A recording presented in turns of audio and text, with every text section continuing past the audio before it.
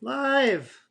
This one's gonna be fast, even though every time I say that it's 20 minutes long. Not happening this time. I don't have time or space for that.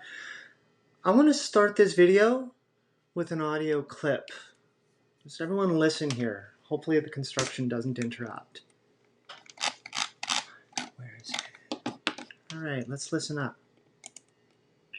I guess one of the things I also want to touch on while we're talking about this is like just respecting the fact that people have their opinions and they can do what they want to do. They don't have to bend the knee, right? If you want to, I think there was somebody told me some guy's going to be petitioning outside of Energy 106. I'm not sure if that's true or not. I'm not sure if that's actually happening. Yeah, there is somebody outside the station tonight. But you know what we did? We got security. We wanted to make sure they were safe. If they had come during a lunch, we were going to order them lunch. Like, we respect that opinion and we respect your freedom of speech. That's so nice. When you want to try and protest any action. Can we be more big? Okay. If anyone was able to hear that, and I really hope you were, right? I haven't sampled anything like this here, but that was an audio clip of the tail end of it was Tyler Carr from Energy 106 FM in an interview affirming that Energy put effort into protecting protesters regarding the when it came to the hiring of Dave Wheeler and whatnot, and the attitudes against that. So I want to reiterate one more time that Energy 106 FM, as per Tyler, and considering that this was boosted on Energy's Twitter account, I'm going to imagine that they've obviously heard the video and have agreed with everything that was in it. So Energy protected protesters. Right? In the clip itself, too, or on this Twitter Live thing, there's a YouTube link that is directly to the piece of a YouTube video that I had that has the audio clip on there, too. And even within that, there are links to listen to the raw copy of the audio clip as well, if you'd like to listen. The entire podcast itself, well, let's put it this way. The host of the podcast is fantastic. I love listening to his work. This one episode itself is a different story. And so then there's a lot of people that have been tagged on this as well, too. And again, I'm hoping that it all worked with that. And a lot of the individuals are politicians. There's some individuals when it comes to authorities, and there's some a lot of accounts when it comes to social services. And the reason why this is a concern is because there is a massive disconnect between who's responsible for what when it regards any sort of social service, such as something like online abuse. Social services expect authorities to go ahead to just run around and throw handcuffs on people thinking that that's going to fix things magically. And then the authorities are expecting social services to resolve a situation regarding the wellness of an individual being abused because of how disconnected our Constitution is regarding what is legal and what is not legal. And then amongst all of that, we've got individuals like politicians who have the opportunity to create change and may or may not be motivated to do that. And then we've got individuals in media that have an opportunity to use their platform to go ahead and discuss and denounce misbehavior in our community. And it doesn't matter what your bias is, because hate is hate, abuse is abuse, and there really shouldn't be any reason to stop everything that you're doing and say, hey, stop this shit, let's get it out of here, because as a city we want to be stronger, smarter, and better. And the only thing that we need to do to go ahead and make sure that we're smarter, stronger, and better is to prove it. So with this, I'm hoping that hearing this clip inspires a little bit of an idea that maybe as a community we need to work together. Just maybe as a community it would be a great time for leadership such as like let's say Danny Smith, right, can go ahead and create some sort of conference to discuss with leaders of committees, right, or not committees but of social services. And for example, I've tagged CMHA and Clinic because I've had personal experience with them. I've actually had correspondence with both. I've got a meeting with CMHA coming up very soon. Clinic I've had some back and forth with. And then beyond that, I've included, who else did I include here? I included 9 Circles because I understand that there was an outreach with them regarding Wheeler in the past, and then Rainbow as well for similar reasons, and even to the point I've been with just a very brief interaction with them as well too. But nonetheless, there is so much. Oh, let's just here have some resources and do whatever. No. This is not an isolated thing. Online abuse isn't an individual isolated thing. Online abuse is a systemic issue, and it doesn't matter if it's racism, transphobia, or anything else between. It doesn't matter. It is a systemic issue that everyone expects someone else to solve. Everyone will be more than happy to go ahead and offer solutions for what's broken, but nobody seems inspired enough to say, hey, why don't we fix things from getting broken in the first place?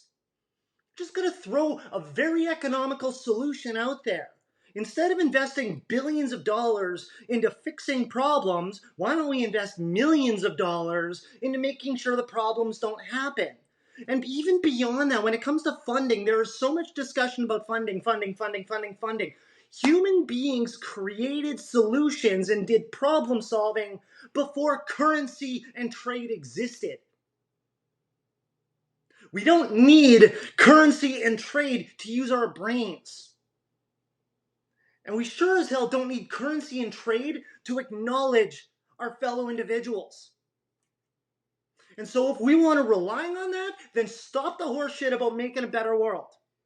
And start talking about making a paycheck. Okay?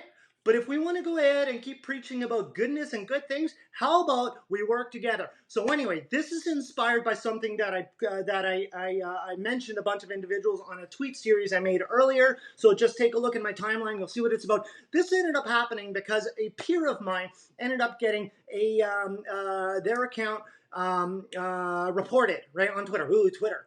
Right? Twitter, I know, I'm grateful to be able to use this platform here. At the same time, you're a cesspool. If you don't know you're a cesspool, you're a cesspool. Everybody and their dog knows it's a cesspool. The only cesspool worse than Twitter, can't even count Parler anymore, is Reddit, and it's embraced. Regardless of that, though, that for an individual to have their account suspended, right, or whatever it was, who is an advocate, an incredibly fierce advocate for transphobia, and especially with everything that's happening over in the UK lately, to be a fighter, an absolute fighter. And to speak commonly, explaining very clearly to an abuser how they're abusing a system. What's happening right now, myself personally, I'm on the receiving end of online abuse, and with that, what's happening are individuals, right, who have been enabled by Energy 106 FM. I want to remind one more time that back in October, Energy had the opportunity, actually even farther back in September, Energy 106 FM had the opportunity to stand up and denounce visible online harassment to myself and other members of our LGBTQ plus community while their brand was being advertised. Any brand worth its salt, any brand not even worth its salt would look at it and say, that's dumb, I don't want to be affiliated with that. And chose not to, and enabled things further. And nobody said shit because everyone is afraid of getting their hands dirty with something that is right, but are more than happy to pick their noses and watch it. So you don't want to go ahead and get your hands dirty with making a better world, but you're more than happy to get a bunch of boogers on your fist. Cool. So the abusers have now given it a hall pass, right? Because nobody's stopping them, because fuck it, who cares? Freedom of speech, there's for sure. However, stalking, harassment, abuse is not in line with freedom of speech. Okay? Expressing your beliefs is one thing. Deliberately abusing individuals is not under freedom of speech. That said, there's an individual who calls out one of the abusers who blocks and stalks me. To explain what's happening, blocking an individual, one would think, just stops people from interacting. I feel like a lot of people are really out to lunch with understanding how the internet works. Blocking somebody is like putting a fenced door in the middle of a park. Walk around the door. Like that's how it works. You put it like do I need to explain it more? That's what blocking does. Because if somebody wants to intentionally abuse, they will create systems to intentionally abuse. People don't learn how to stop being abusive individuals because of getting blocked. So that said, Twitter actually has an incredibly broken function because when you block an individual, you would think that that means that you can't interact with an individual. Okay? So unfortunately, though, what these abusers do is they block people they choose to stalk, which you would again think means they can't interact. However, what happens with Twitter is you can then still go on people's profiles by accepting a prompt. You go onto a profile that you choose to block, and there's a big red button saying, hey, you blocked this person. Are you sure you want to see what's in there? And that's essentially a system check to be like, hey, this person has stuff you don't want to see. Are you sure you want to be in there? And then they willy-nilly go, yes, absolutely, because I'm doing this on purpose. It was really best said by Colin in a recent, and I mentioned it too, blocks are isolation attempts. They get their word in to make it appear like there's no one supporting the movement. It also prevents folks from replying and reporting while logged in. Not like reporting does shit anyway, but the ultimate function of blocking in this sense is to escape from all the opportunities that Twitter has mechanically designed to stop people from being abusive. They are literally abusing that system. Which goes full circle to how Twitter's a cesspool because they don't have a decent setup in the first place.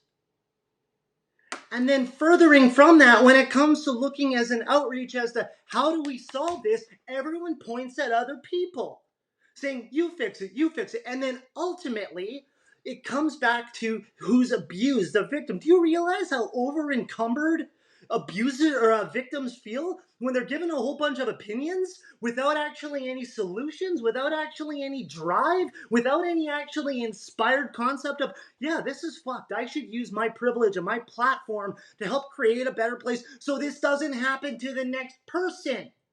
This isn't an isolated thing. This is a systemic issue. And then what comes from that, the longer it continues to fester, is why things continue to get worse. Everyone talks about how that promoting positivity and whatever. Okay, you know what? Listen, let me tell you a straight up reality. Negativity bleeds like a wildfire. You want to go ahead and we want to talk economics. We want to go ahead and we want to talk finances. We want to talk funding. We want to go ahead and talk about things involving money.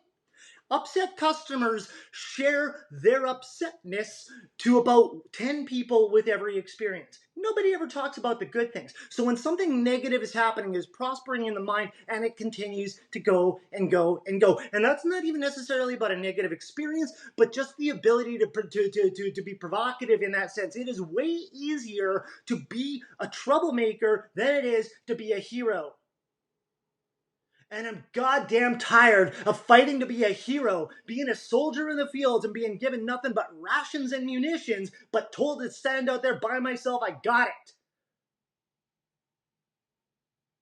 I need fighters. I need people to work with me on this, to recognize what I'm saying is not blah, blah, blah.